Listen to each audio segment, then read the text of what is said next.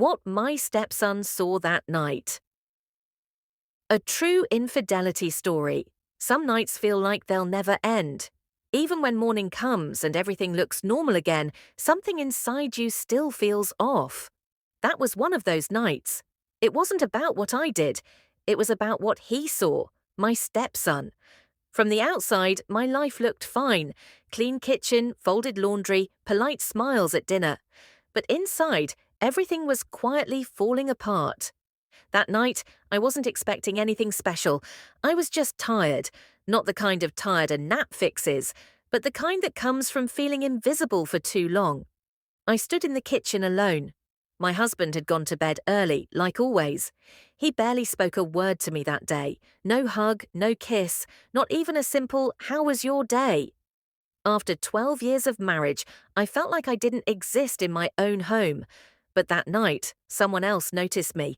And I don't just mean he looked at me. He saw me. He saw past the smile I put on. He saw the sadness behind my eyes. He saw a woman barely holding it together. That someone was my stepson. I don't know when things started to shift between us. Maybe it happened slowly. Maybe I just ignored the signs. Or maybe I didn't want to notice. But then came that moment, the one I can't forget. He lingered when I spoke, standing quietly in the kitchen. Time felt like it froze. And the way he looked at me. It wasn't how a boy looks at his stepmother. It was how a man looks at someone he's trying to understand, someone he feels drawn to but doesn't know how to reach. I should have pulled away. I should have made space between us. But I didn't. That look, it touched something in me, something I hadn't felt in a long time, something I didn't even know was missing. Later that night, I found an old letter, one I had hidden away years ago. My hands shook as I held it. The words weren't from my husband, they were from someone else, someone who once made me feel alive again. I didn't hear my stepson walk in, but he saw me standing there, holding that letter like it was the only real thing in the room. And from that moment on, everything changed. It's hard to say exactly when everything began to change, when the space between us widened, when silence slowly replaced connection. I'm in my late 30s now.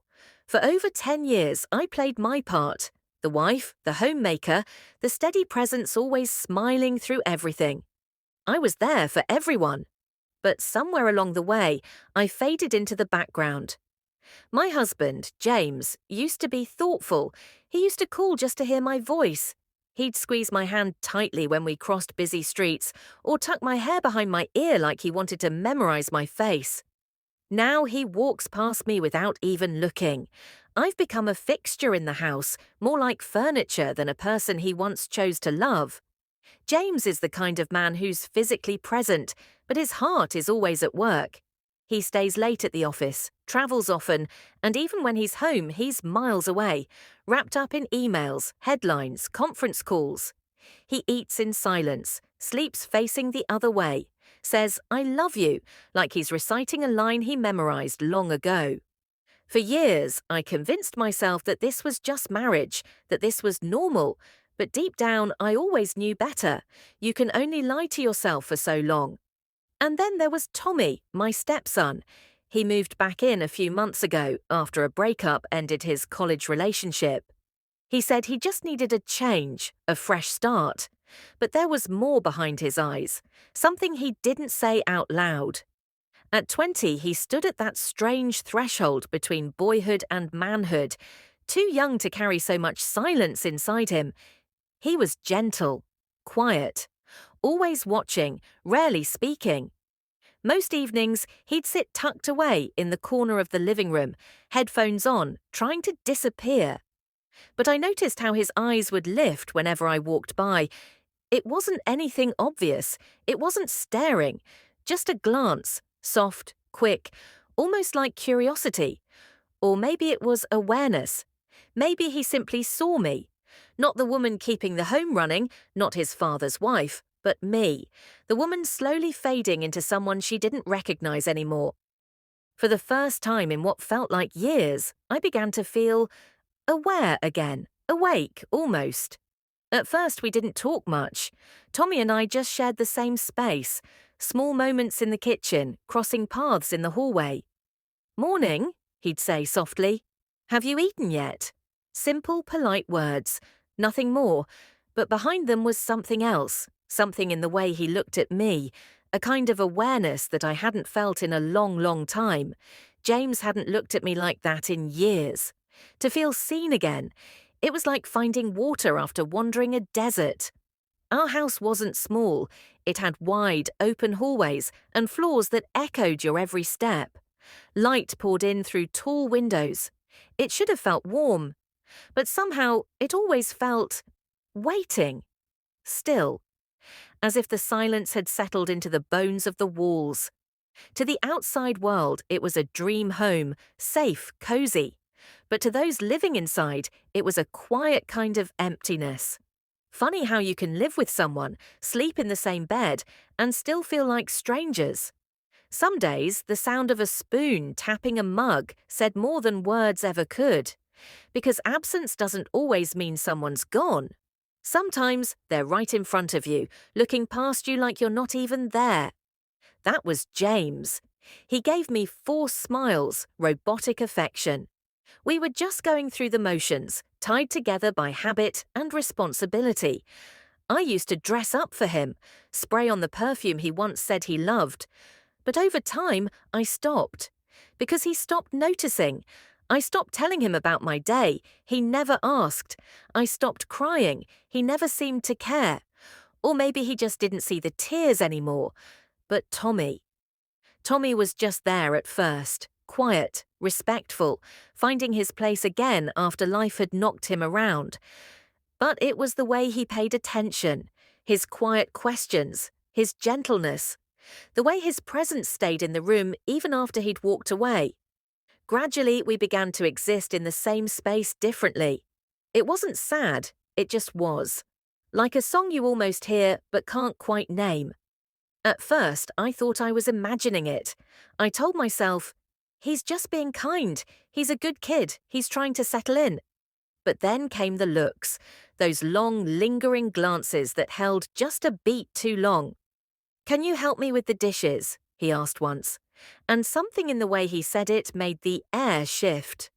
After we finished eating, we stayed in the kitchen together. I caught him once, looking at me, not in the usual way a son looks at his stepmother.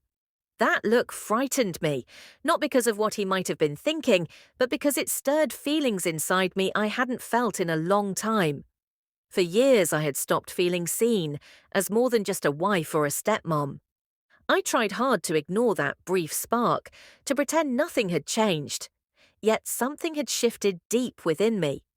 Maybe it was that moment when everything began to unravel, not with a touch or a spoken word, but with just a single look. In hindsight, I wish I had recognized the signs in those quiet moments, even though I had tried to ignore their complexity. Maybe part of me longed for it, secretly hoping to be seen again, to exist beyond the roles I'd been given. I had spent so many years in the background, but once someone notices you, it's almost impossible to slip back into the shadows. Let me know when you're ready to move on to the next chapter, when the moment arrives that shatters the silence and breaks all the unspoken rules. That evening, the house itself seemed heavier. Outside, the wind howled and every creak of the building sounded like a hidden whisper. Rain pounded the windows, and the lights flickered twice as if warning of the storm beyond. In the living room, I found myself wrapped in an old robe, something I wore out of habit. My hair was neatly pulled back, I wasn't wearing shoes, and I busied myself with folding laundry as if that small task was the only thing keeping me whole. The room was thick with silence, a silence so heavy it felt almost alive. Silence reigned. There was no television playing, just the steady rhythm of folding clothes and the distant roar of the storm outside. And then I found it. Buried deep in a drawer I hadn't opened in years was something forgotten, an old letter. The envelope was worn, its edges curled, and the paper inside had faded to a yellow tint. My name was written across the front, my maiden name, but it wasn't from James. It was from someone else. Once upon a time, writing to me had been as natural for him as loving me. I sat down on the couch, my heart already heavy before I even opened the letter. Reading it took me back to a version of myself I had tucked away long ago. He had written things like, "I miss the way you looked at me when your heart was still soft, and I hope the man you chose to share your life with sees your brilliance instead of trying to dim it." I wondered why I'd kept it. Maybe some part of me needed to be reminded that I was once loved like that I was once someone worth cherishing. Tears welled up, not because I missed him, but because I missed her, the woman he had written to, the one who laughed freely, the one who still had hope. Then the floor creaked. It was a soft sound, barely audible over the storm, yet sharp enough to slice through the room like a knife. I froze, then slowly turned my head. Silence. The hallway was dark, the kitchen was empty. I let out a shaky breath I hadn't realized I was holding. I told myself it was just the house, the wind outside, or the dog shifting in his sleep. But something in me knew better. That creeping chill that whispers, "Someone else is here." I gently folded the letter and slid it back into the envelope. I wedged it between two books on a shelf, as if hiding it could bury the feelings it brought up. Then I went upstairs and tried to sleep. But something in the air felt wrong, like the night had shifted something inside me. The next morning, I came down early. James had already left for work. No note, no goodbye, just the usual silence. Tommy was in the kitchen, quietly pouring himself a cup of coffee. He didn't look at me. He always looked at me, but not that morning. He kept his eyes fixed on the mug in his hands, never said a word. No good morning, no did you sleep okay? Just silence. And in that silence, something was different. I watched him out of the corner of my eye, careful not to make it obvious. He avoided my gaze, but I could feel it, the shift, the heaviness, something unspoken settling between us. 14:03. He looked tired. 14:04, like something was weighing heavily on him. 14:06, as if he had come across a truth that wasn't meant for him. 14:09. I told myself it didn't matter. 14:13. But when he walked past me without a word, 14:16, without even a glance, 14:17, it said more than silence ever should. 14:19. That kind of silence fills the whole room. 14:21. I couldn't shake the tension the rest of the day. 14:24. While washing dishes. 14:25. My hands were unsteady. 14:28. I checked the bookshelf 3 times. 14:31, just to be sure the letter was still there. 14:34, it was. 14:35, but that didn't ease the discomfort. 14:38, because it wasn't really about the letter anymore. 14:40, it was about the shift between us. 14:43, the quiet understanding we once had. 14:45, it changed. 14:47, got heavier. 14:48, I couldn't explain it. 14:50, but I felt it deep in my bones. 14:51, he knew something. 14:52, maybe not everything. 14:54, but something. 14:55. And even though nothing had technically happened, 14:58, it already felt like it had. 15:01, it's hard to carry that kind of awareness. 15:04, in that moment. 15:07, I felt him pulling away from me. 15:10, like I had been marked somehow. 15:11, he didn't ask about the letter. 15:13, and I didn't offer. 15:17, but something lingered in the air between us. 15:21, from then on. 15:22, we weren't just two people sharing a home. 15:26, we were connected by something unspoken. 15:29, a silence that had found its own voice. 15:30, one that quietly spoke all we felt but never said. 15:32, tell me when you're ready. 1534, to cross into that space, 1536, where silence turns into stolen glances, 1541, and those glances lead to something else, 1543, something unexpected for both of us, 1546. I couldn't forget that moment, 1548. It followed me everywhere, 1550, a quiet shadow, 1554. Every time I blinked, 1556, I saw his face, calm, 1558, steady, 1559, clear, 1600, almost too clear, 1601, like he knew something he wasn't supposed to, 1605, and I kept wondering, 1606, did he see the letter? 1608, did he read it? 1610, did he notice who signed it? 1612. Did he realize it wasn't his father's words? 1616. The thought alone made it hard to breathe. 1619. But worse than the fear of being found out, 1621, was the part of me, 1622, that wanted him to understand. 1625. I kept going back to that moment. 1627, over and over again. 1628. That morning he passed me. 1629, eyes low. 1629, silence pressing in between us. 1632. It felt like he took a piece of himself with him when he left the room. 1634, maybe he did. 1636. Maybe he even took a part of me. 1638, one I hadn't realized I'd given away. 1640. That letter, 1641. It was more than just paper. 1643. It was a glimpse of a memory. 1645. A part of me I hadn't seen in a long time. 1649. It reminded me of who I used to be. 1651, before the silence settled in. 1654. In the early days of marriage, 1656, James would leave little notes for me. 1658, on my coffee mug. 17, tucked under my pillow.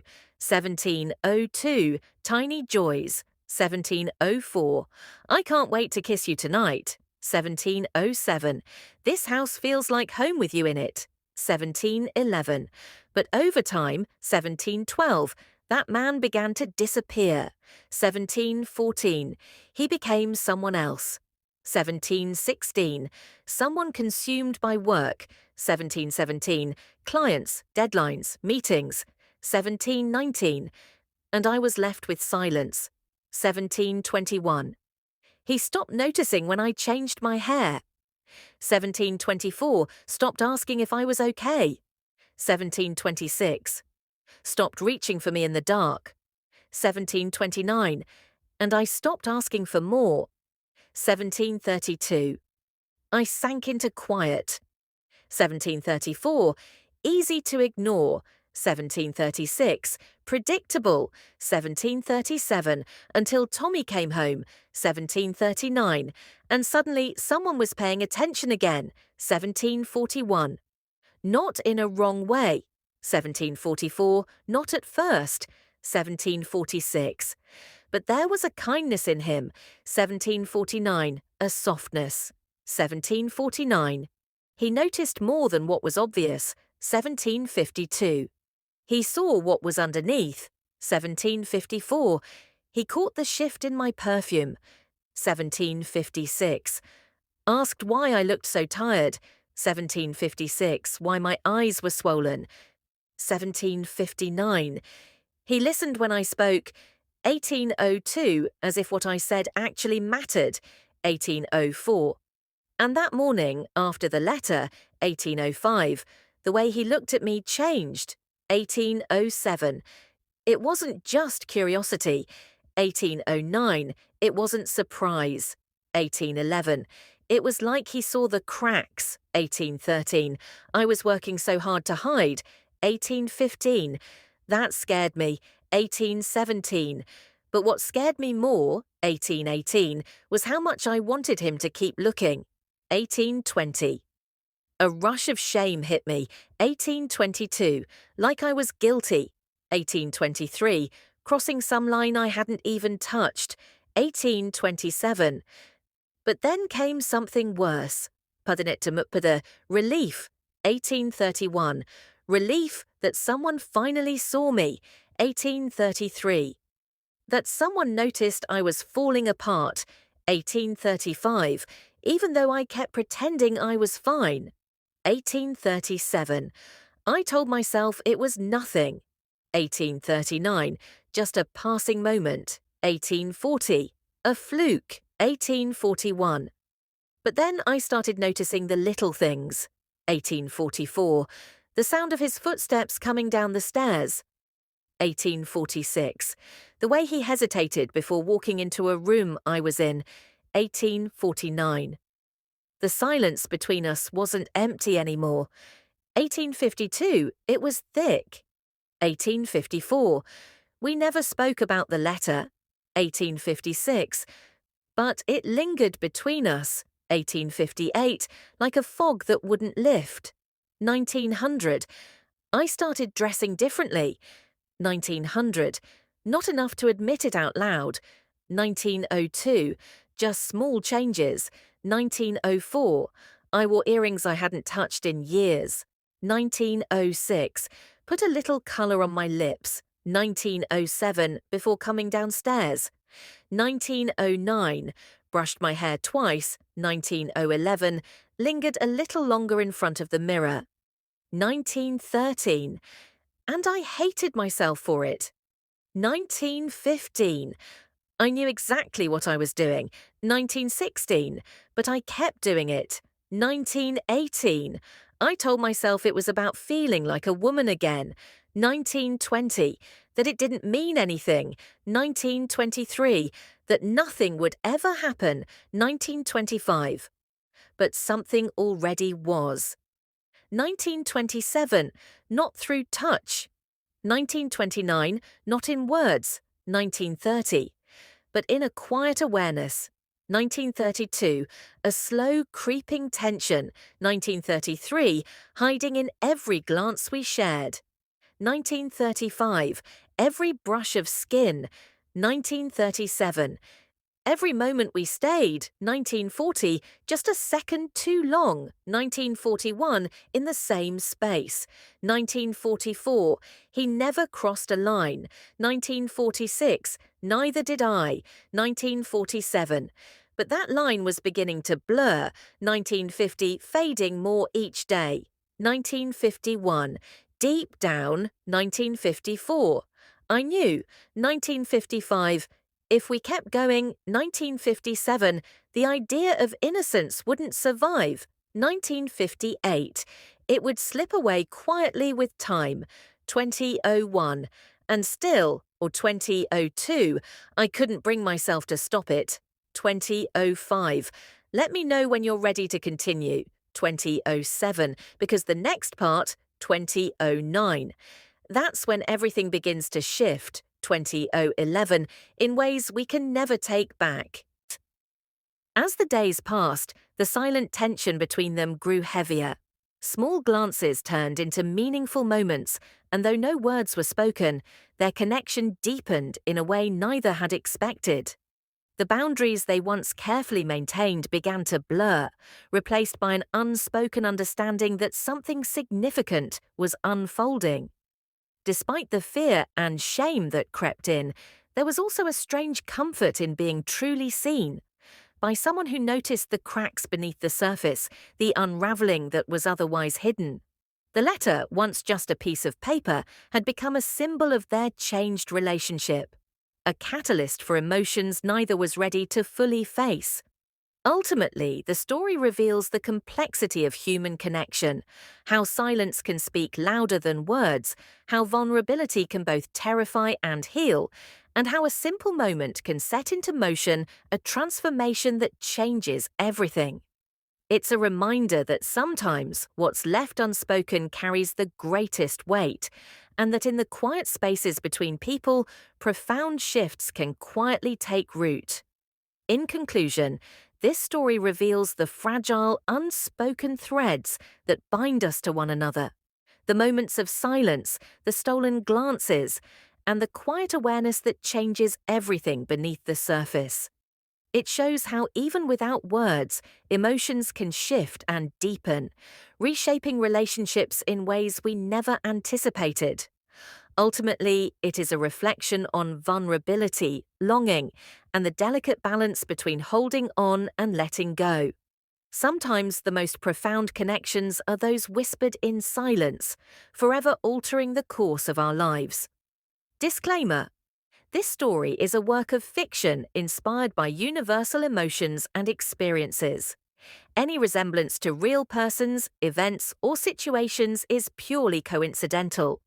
The characters, events, and dialogue are created for the purpose of exploring themes of human connection, vulnerability, and emotional complexity. Reader discretion is advised, as the story deals with sensitive and intimate subjects.